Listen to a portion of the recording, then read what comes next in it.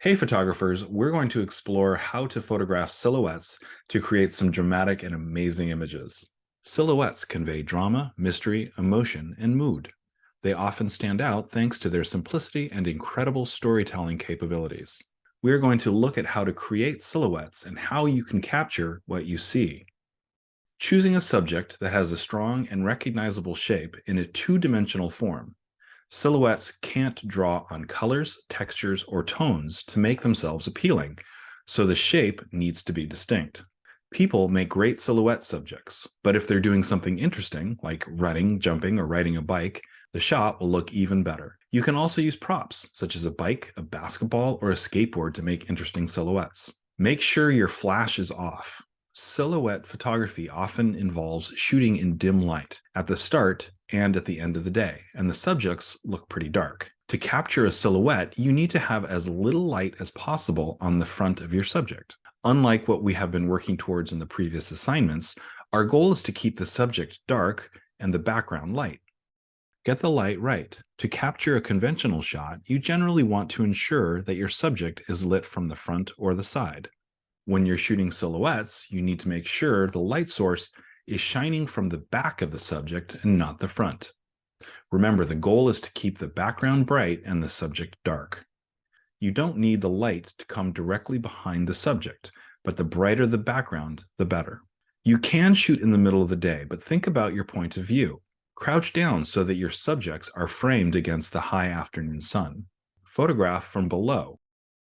Seek out shadowy subjects walking by a brightly lit wall. Photograph indoors against a bright window. Frame your subject with negative space. Successful silhouette photos tend to feature a single subject or group of subject surrounded by empty space, also known as negative space. This helps focus the attention and lets the subject breathe within the composition. One trick is to shoot when the sky is bright, so the clouds are not distracting attention away from the subject. Also try photographing in areas with lots of empty space, like fields and parking lots. Prevent shape intersections.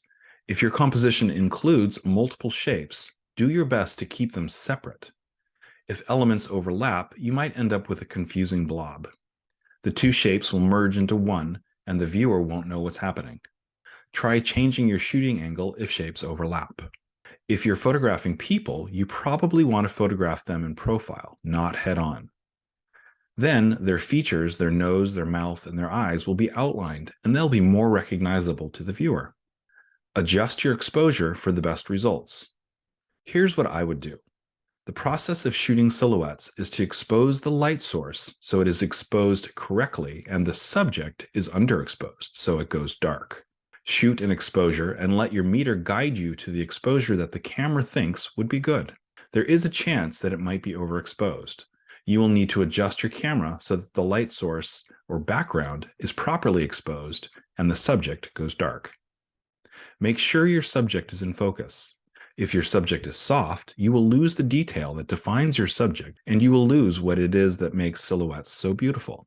Edit your photos. You can tweak your global or local exposure or color balance adjustments in Photoshop to continue to get the successful results you are after. Photographing silhouettes can make some amazing images. Take the time to observe your surroundings, the light, the shapes of your subjects, and the colors of where you are shooting. Go out when the light is right. Use your compositional strategies and the exposure settings advice that I've given you. I promise you will make some dramatic photos. Thanks for watching.